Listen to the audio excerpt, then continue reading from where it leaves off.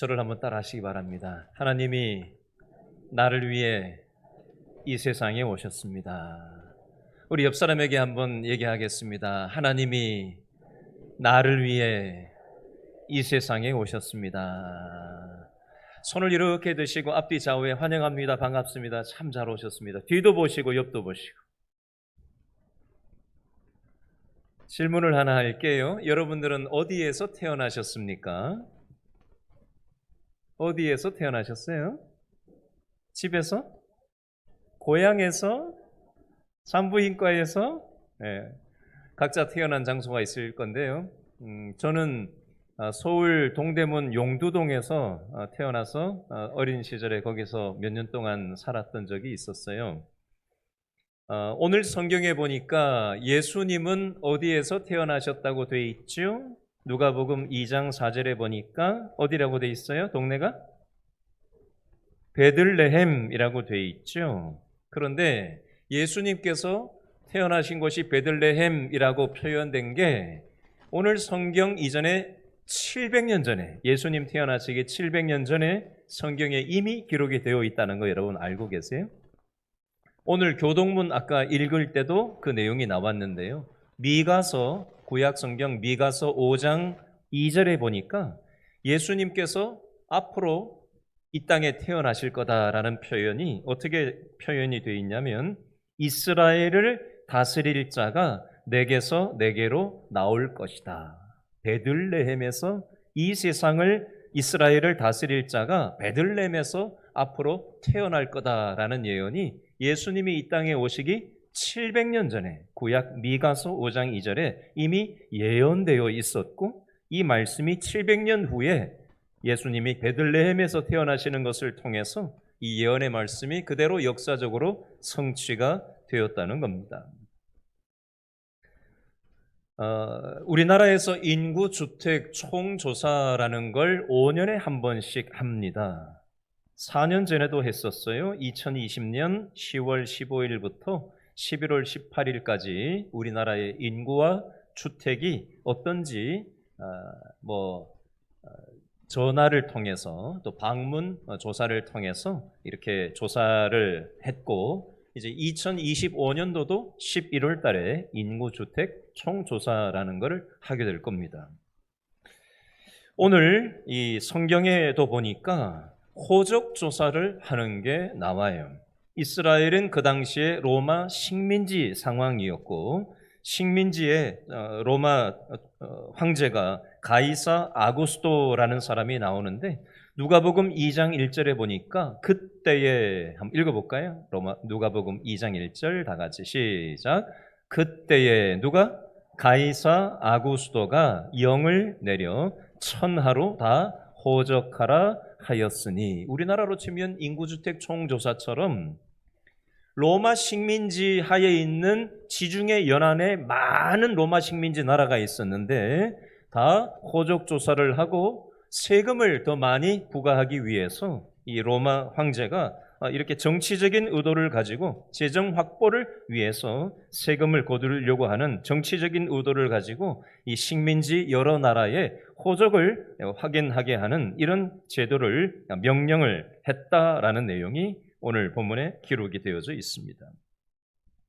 로마 황제는 세금, 재정 확보를 위해서 정치적인 의도를 가지고 이렇게 행동을 했을지 모르겠지만 그것 때문에 만삭의 몸으로 마리아가 145km나 떨어져 있는 이 베들레헴까지 자기 고향 땅까지 가기 위해서 만삭의 몸으로 145km를 베들레헴까지 이동해야만 했던 거예요.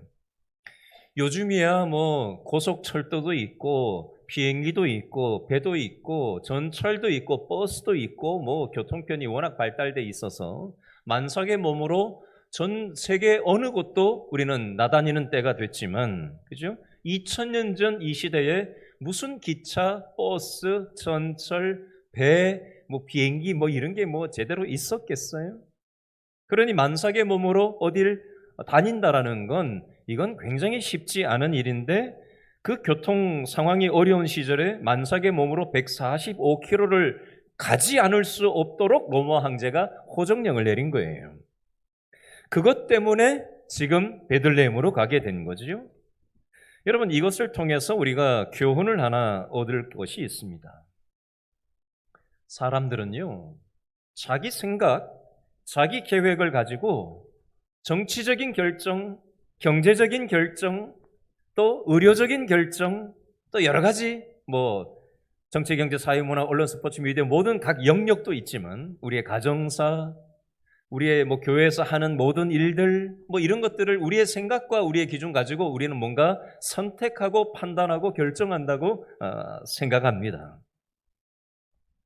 그런데 그 역사의 틈바구니 속에서 하나님의 섭리가 있더라는 것입니다. 700년 전에 미가 선지자를 통해서 베들레헴에서 예수님이 이 땅을 구원할 자가 태어난다고 한 그 말씀을 성취하기 위해서 로마 황제가 자기 딴에는 세금 얻기 위해서 호정령을 내렸지만 그것 때문에 145km 만삭의 이 산모가 이동을 해야 했지만 그것을 통해서 하나님의 약속의 말씀이 성취되고 하나님의 섭리 속에서 이 역사가 움직여 나간다라는 사실을 우리는 믿음의 눈으로 볼 수 있어야 하는 것입니다. 이게 첫 번째 교훈이에요. 자, 계속해서 어제 아침 일찍 저한테 문자 하나가 왔어요. 우리 문영윤 집사님 딸 문희연 집사님이 이제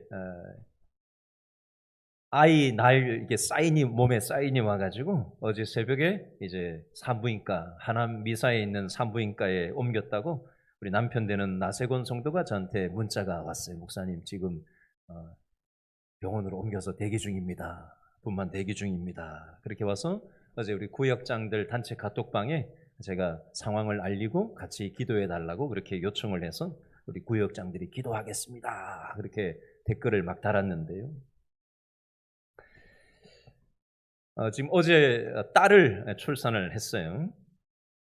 근데 오늘 성경에 보니까 예수님의 어머니 마리아가 이제 만삭이 돼서 이제 아이를 낳을 이 시점이 예수님을 태어나게 할 이 시점이 됐는데 자, 이 상황을 오늘 누가복음 2장 6절, 7절에서는 어떻게 설명을 하고 있는가 한번 읽어보겠습니다. 누가복음 2장 5절부터 읽어볼까요? 누가복음 2장 5절, 6절, 7절 묶어서 읽겠습니다. 5절 시작. 그 약혼한 마리아와 함께 호적하러 올라가니 마리아가 이미 잉태하였더라. 거기 있을 그때에 해산할 날이 차서 첫 아들을 낳아 강보로 싸서 구유에 뉘었으니 이는 여관에 있을 곳이 없음이러라. 아멘. 이 세상에 왕이 태어나시는데 왕궁에서 태어나야 되는 거 아니에요? 그죠? 좋은 곳에서 좋은 시설에서 태어나야 되지 않습니까? 그런데 만왕의 왕으로 오신 예수님은 강보로 싸서 냄새나는 짐승들 그 말 밥통에 태어나신 거예요. 이는 여관에 있을 곳이 없었기 때문이었다라고 성경은 표현을 하고 있습니다. 이 말씀을 얼핏 그냥 아무 생각 없이 그냥 쓱 읽고 지나가면 이렇게 생각하기 쉽습니다. 아, 예수님이 태어나실 곳이 없어서 밀리고 하는 수 없이 어쩌다 보니 짐승 마국간까지 가게 되고 구유에서 태어나게 됐구나. 이렇게 생각하기가 쉽습니다. 그런데 그렇게 생각한다면 여러분 성경을 잘못 읽으시는 거예요. 얼핏 보면 이 표현은 수동적으로 예수님이 어쩔 수 없어서 이렇게 된 것으로 보여지지만 사실은 능동적으로 이것은 표현되었다고 보는 게 더 정확합니다. 왜 그런지 제가 몇 가지 예를 통해서 한번 설명을 해보겠습니다. 예수님은 이 세상에 태어나시는 순간부터 십자가 지시는 순간, 그리고 십자가에서 죽으시는 그 모든 전생애의 과정 속에서 수동적으로 움직이신 게 아니라 능동적으로 움직이셨습니다. 첫 번째 예를 들어볼까요? 예수님께서 십자가 지시기 위해서 체포되실 때 상황을 한번 설명을 해보겠습니다.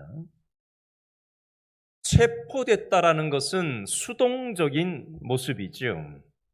그런데 사실 이 체포되는 과정이 예수님께서 능동적으로 대하셨다는 걸 제가 설명을 해보겠습니다. 예수님께서는 가룟 유다가 예수님을 잡으러 올 것을 이미 다 알고 계셨어요.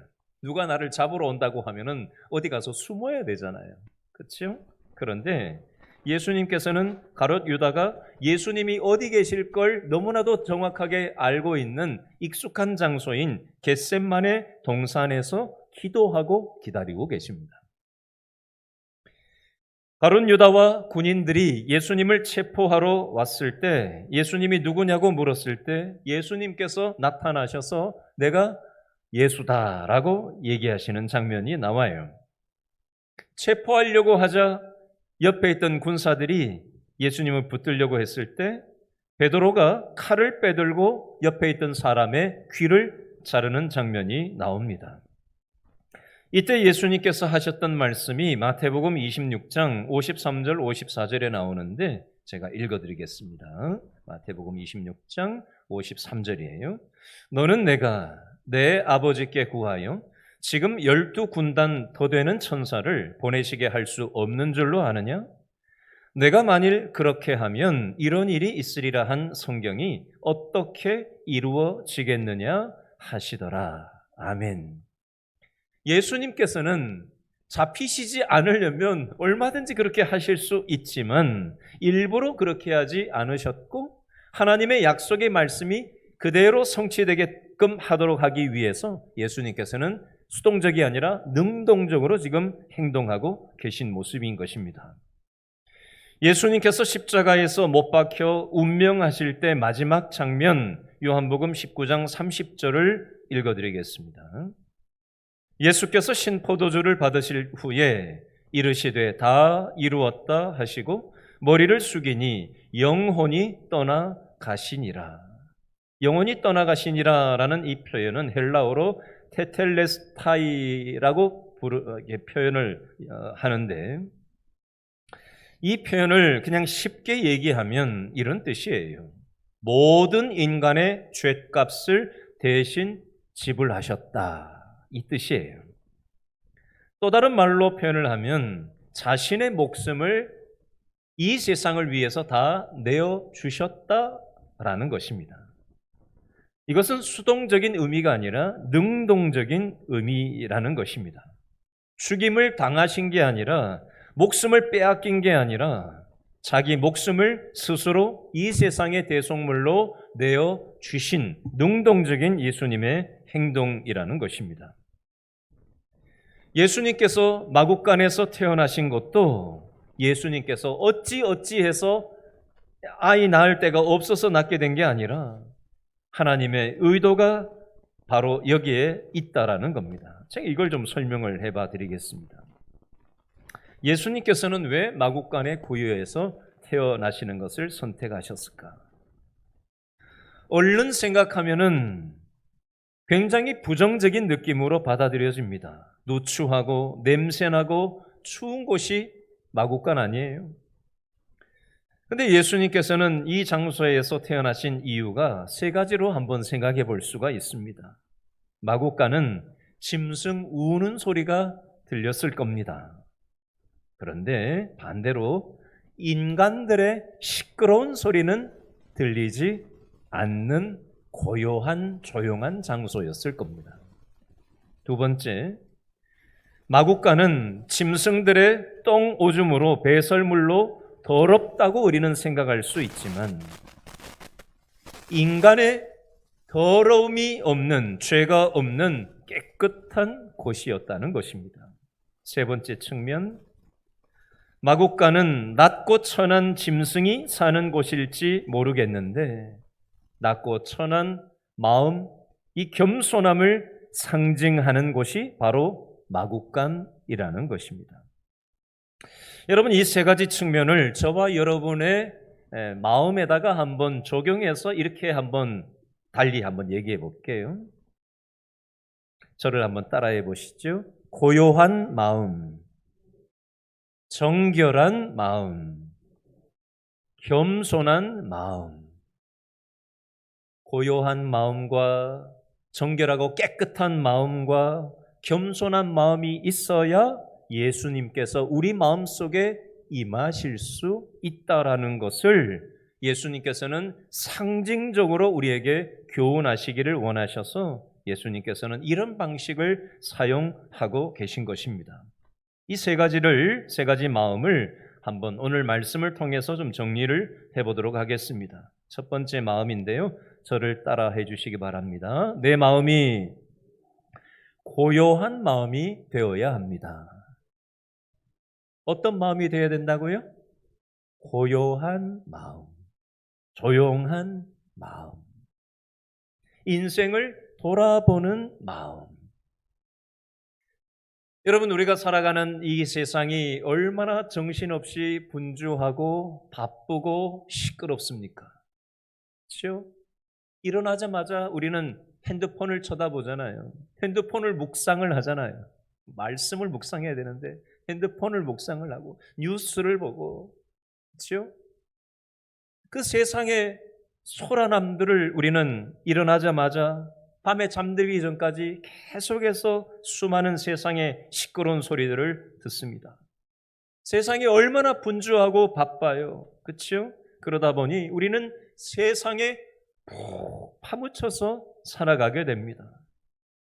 그러다 보니까 내 마음을 다 빼앗겨 버려요. 이 일의 마음을 뺏기고 저 일의 마음을 뺏기고 정치 현실의 마음을 뺏기고 먹고 사는 일에 내 마음을 뺏기고 인간관계 때문에 내 마음을 다 빼앗기고 내 마음에 정작 예수님을 내 마음에 모시고 살고 있지 못한 건 아닙니까? 오늘 누가복음 2장에도 보니까 마리아가 만삭인 상태인데 좀 어떻게 아이를 낳을 수 있도록 좀 배려를 좀 누군가 좀 해줬어야 되는 거 아니에요? 근데 아무도 이 만삭의 여인을 아이를 낳을 수 있도록 배려해주는 사람이 아무도 없다는 거예요. 다 제 살 길이 바빠서 마음을 그 정도도 쓸 수 없는 이런 상황이더라는 겁니다. 여러분, 사람이 너무 바쁘게 살면 망하는 거예요. 한자로 이 바쁠 망자가 마음심변에 망할 망자로 한자로 기록되어져 있어요. 사람이 너무 바쁘면 마음이 망한다라는 게 바쁠 망자예요. 세상 일에 마음을 다 뺏기고 정신없이 우리가 살다가 어느 날 우리는 죽음을 맞을 때가 있습니다. 제가 죽음을 자꾸 얘기해서 죄송하지만 제 목사라는 역할이, 그죠? 생사화복에 대해서 항상 많이 겪고 생각을 하다 보니, 여러분, 제가 이런 얘기 안 하면 누가 이런 얘기 하겠어요? 우리는 죽는 거 얘기하고 싶지 않거든요. 천년 만년 이 땅에서 잘 먹고 잘 살기를 원하거든요. 근데 언젠가는 끝이 있다는 겁니다. 정신없이 세상에 대한 마음을 뺏기고 살다 보면 어느 날 죽음 앞에 설 때가 있다라는 거예요. 그때 이 소중한 영생과 천국을 놓쳐버리고 그때 후회하면 어떻게 하겠습니까? 많은 사람들에게 예수님 믿고 영생의 복을 얻으라고 전도를 하면 보통 뭐라고 얘기하죠? 은퇴하고 나중에 아이들 좀 키워놓고 뭐 이런 얘기 많이 합니다. 나중에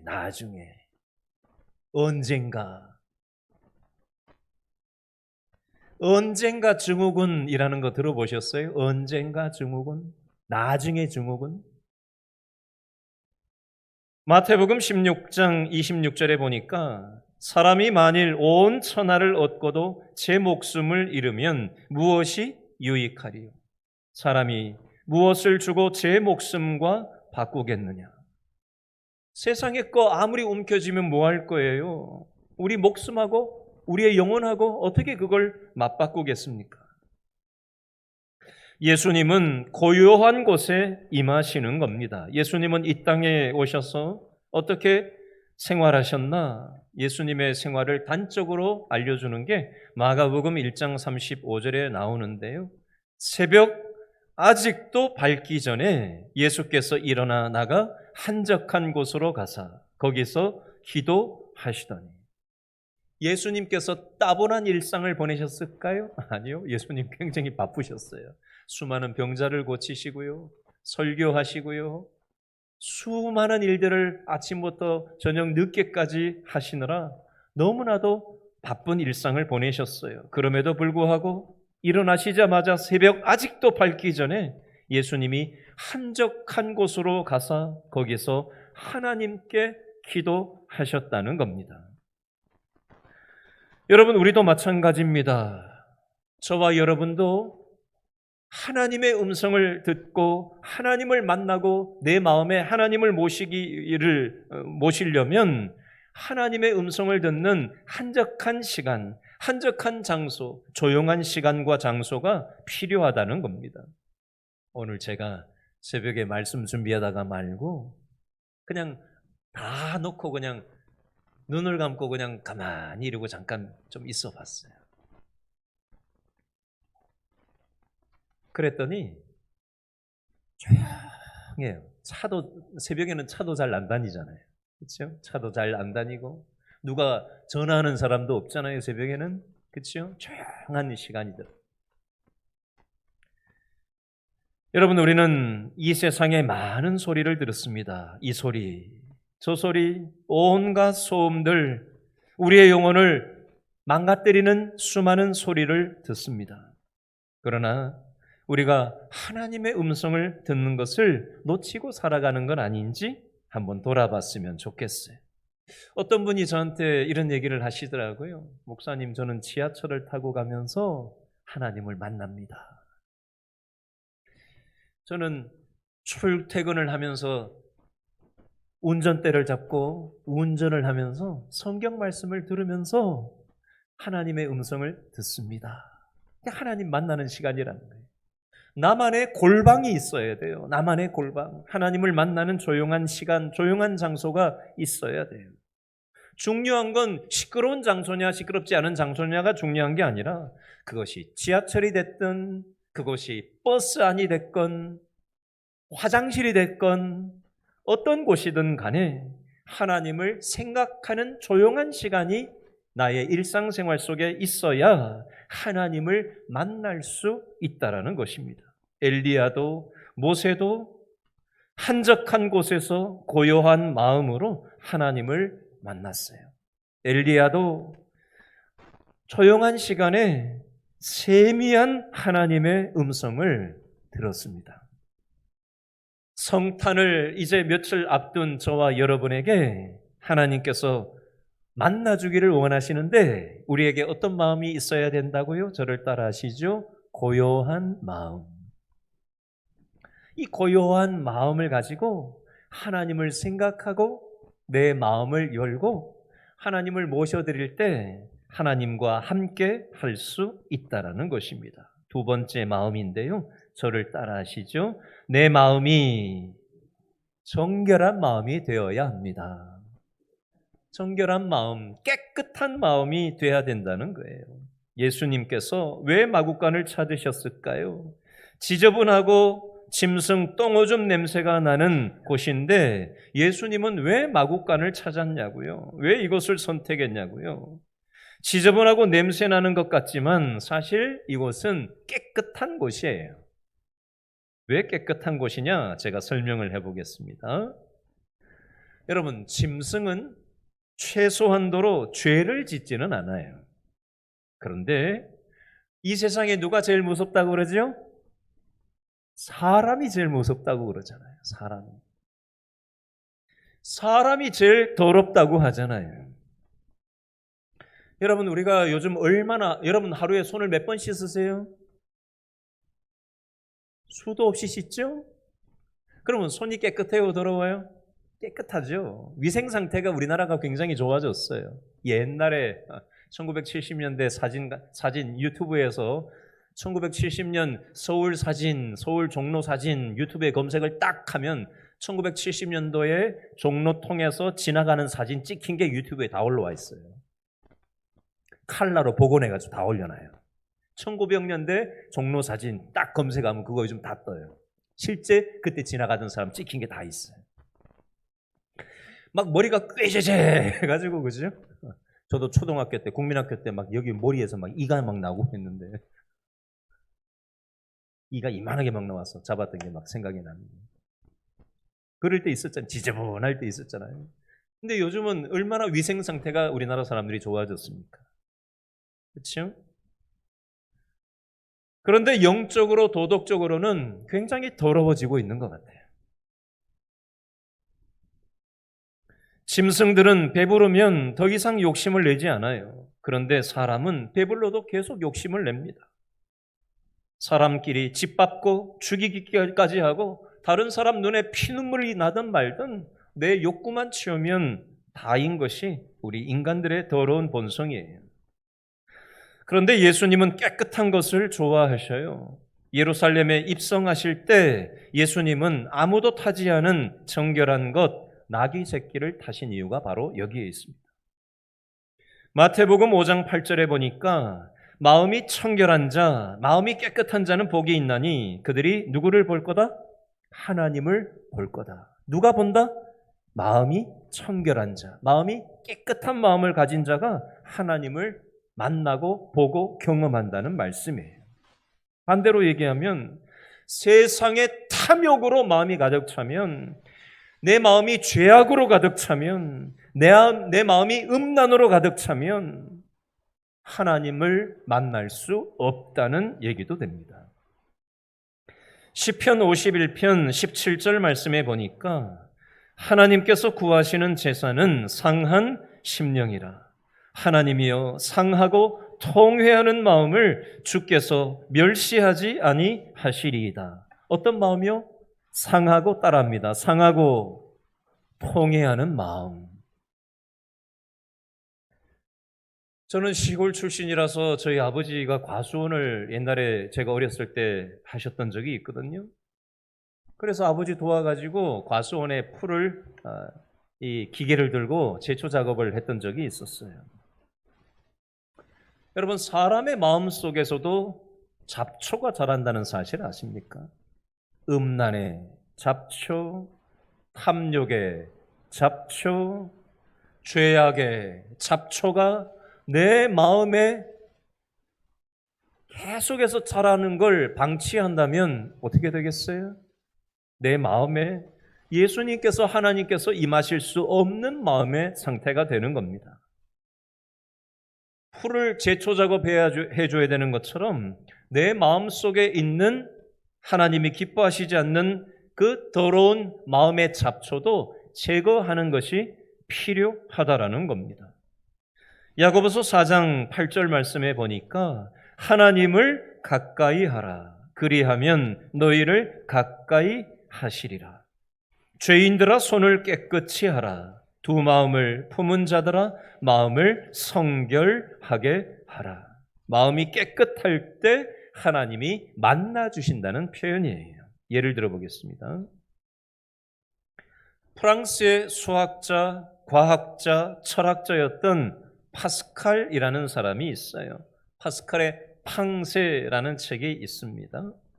이 파스칼의 팡세라는 책을 지은 이 파스칼이 10대의 나이 때에 천재적인 수학자였습니다. 이미 10대인데 벌써 천재적인 수학자라고 소문이 났습니다.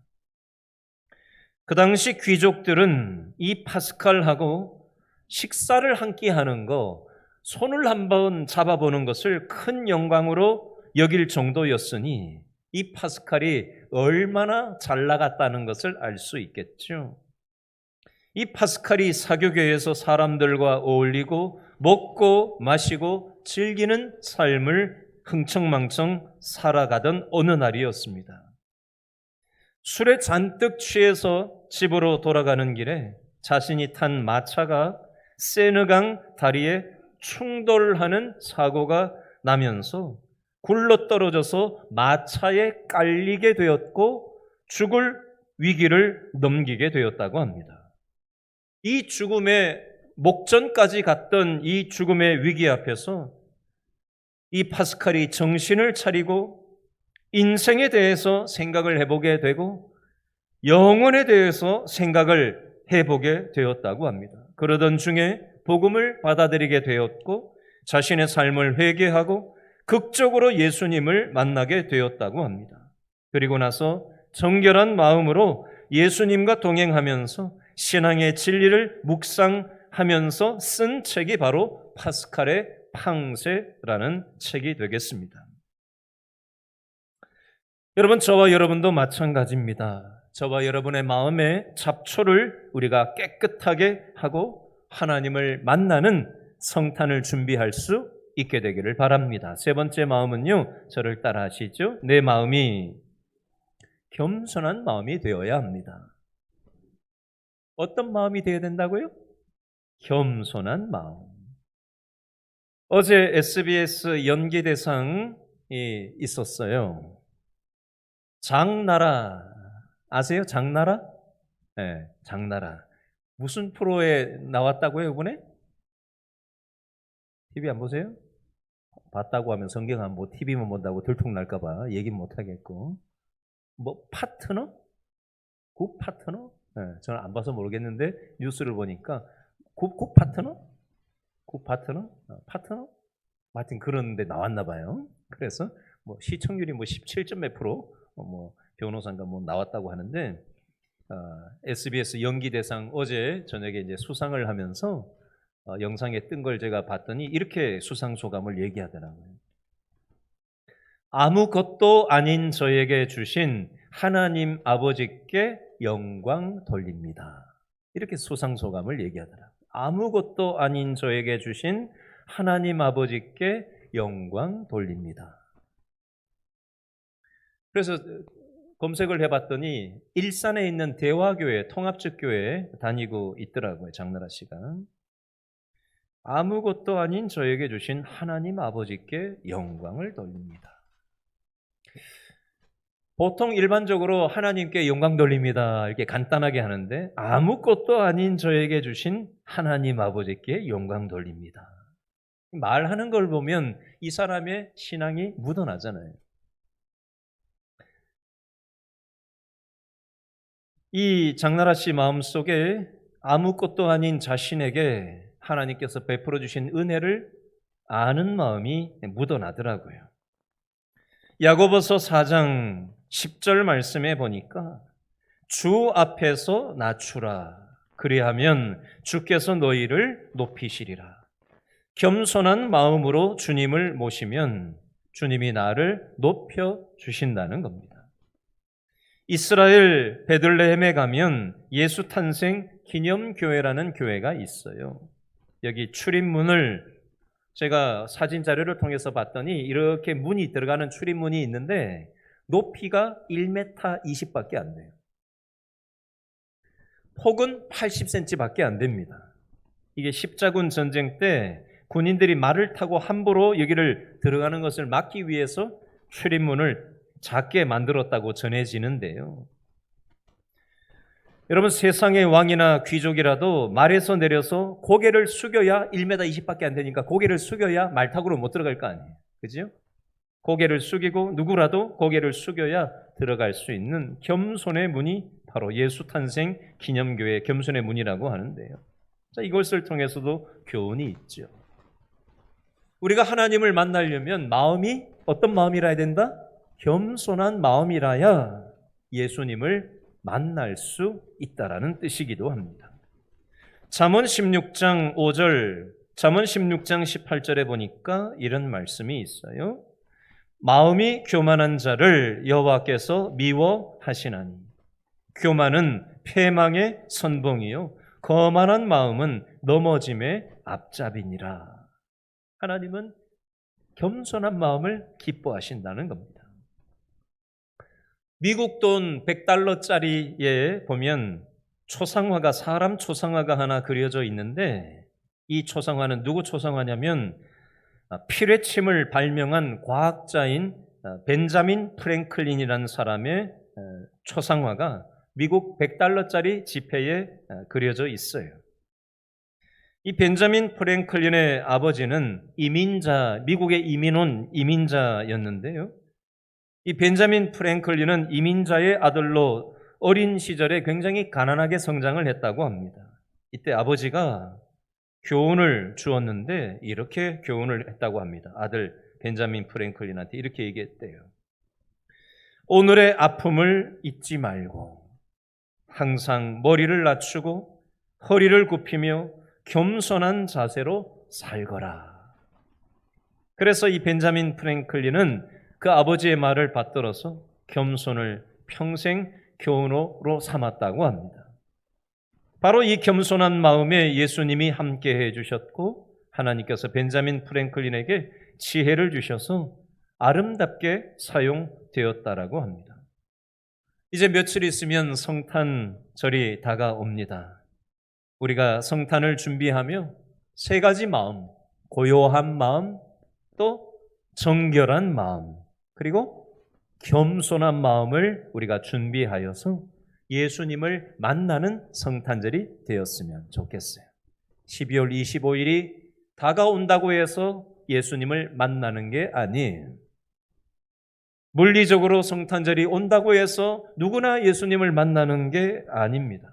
고요한 마음이 있는 사람, 정결하고 깨끗한 마음이 있는 사람, 겸손한 마음이 있는 사람만 하나님을 만나고 예수님을 만날 수 있다라는 겁니다. 이 성탄의 계절에 이 세 가지 마음을 가지고 예수님을 만나고 하나님을 만나는 성탄절이 될 수 있기를 바랍니다. 기도하겠습니다.